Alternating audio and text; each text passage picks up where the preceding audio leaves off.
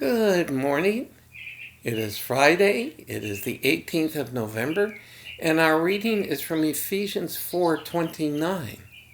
Let no corrupting talk come out of your mouths, but only such as good for building up, as fits the occasion, that it may give grace to those who hear.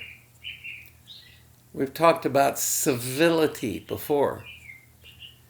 And part of the way we thank God is by our testimony, and our testimony is how we love one another. And that ties a lot to civility of language. It is easy to tear down, and I've said this before, it takes 9 positives to offset 1 negative to a specific person. And so we live in an age that has lost the concept of civility. And unfortunately, from what I've seen, this is true for a lot of believers as well. We need to speak to one another with humility, with gentleness, with love, that is, with compassion and empathy. And that doesn't mean we have to agree. That doesn't mean we can't even discuss issues that we don't agree on.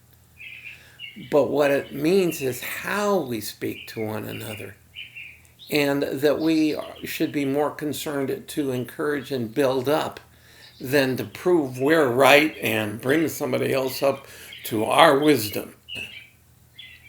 So that's the bottom line. It's not about us, it's about God.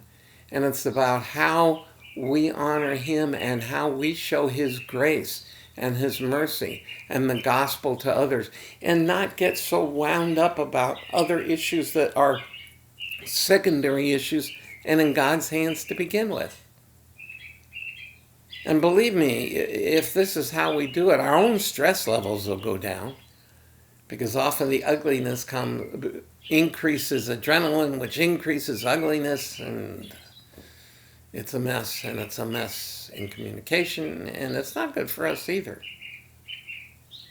If we depend on the Holy Spirit for peace and gentleness, that calms our spirit, and that benefits us emotionally and even physically. So, have a relaxed Friday. Look for opportunities to encourage, and sometimes we encourage through thankfulness. And there are people out there that rarely hear a thanks. So look for somebody to encourage by thanking them today for maybe even just being there. And thank you for listening. And have an encouraged, filled day. And I'll see you again tomorrow.